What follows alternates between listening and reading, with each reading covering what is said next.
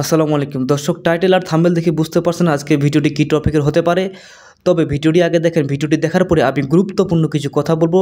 তবে গুরুত্বপূর্ণ কথাগুলো শুনতে চ্যানেলটি সাবস্ক্রাইব করে সম্পূর্ণ ভিডিওটি ধৈর্য সহকারে কন্টিনিউ করুন। চলুন ভিডিওটি আগে শুরু করা যাক। যে ভিডিও মনে করেন যে এক বিয়া তো নিজে বয় নাই, 10 হাঙ্গা নিজে করছে, 10 হাঙ্গা নিজে করছে, একটার পরে একটা বেড়া ঠিকই ফাল্টাইতারে। ওই যে জুলার সময় লটকানের সময় মনে করেন যে সিয়ারটা কেন। দর্শক বুঝতেই পারলেন, এই হচ্ছে তার ভিডিও। তবে নিজেকে লুকিয়ে রেখে অন্যের সমালোচনা না করা, এটা ঠিক না, ভুল, অবশ্যই ভুল। তবে তার প্রত্যেকটা ভিডিওতেই এই অবস্থা, সে নিজেরকে লুকিয়ে রাখতেছে আর অন্যের ভিডিওগুলো নিয়ে সে সমালোচনা করতেছে।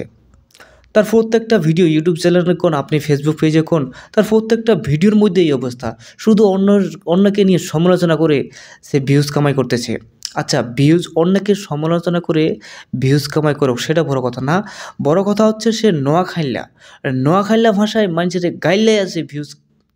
কে কোথায় গেল, কে কি খাইলো, কে কি করতেছে, সে কি দেশে আছে না বিদেশে আছে, সে বিদেশে কি করছে, তার প্যান্টের চেন খোলা কেন, তার কাপড় খোলা কেন, কেউ বউ ব্যবসা করতেছে, কেউ জামাই ব্যবসা করতেছে, কে টিকটকের ভাইরাল হতেছে, কে ফেসবুকে ভাইরাল হতেছে, এইগুলো নিয়ে সে তার মানুষের সমালোচনা করাই হচ্ছে তার প্রধান কাজ।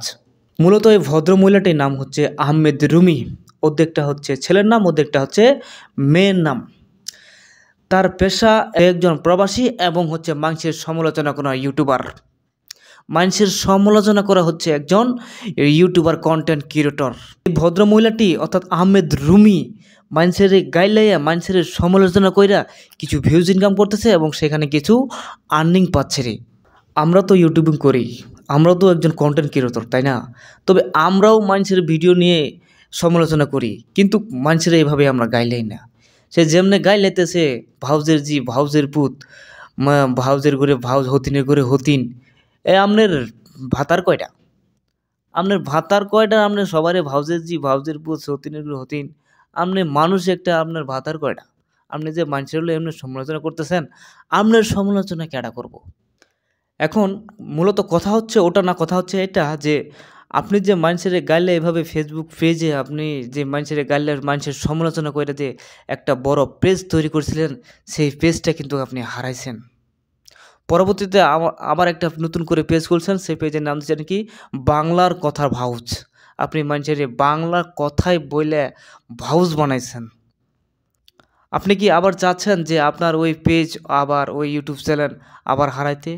যদি আপনি এটা না চান, তাহলে এগুলো মানুষের সমালোচনা করা আর গালিগালাজ করা একবারে বাদ দিয়ে দেন।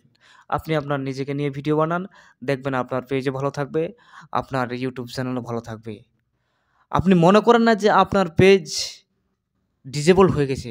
আপনার পেজটাকে ডিজেবল করা হয়েছে। কেন করা হয়েছে? এই যে মানুষের নিয়ে আপনি সমালোচনা করেন এবং মানুষের নোয়াখালী ভাষায় আপনি গালিগালাজ করেন।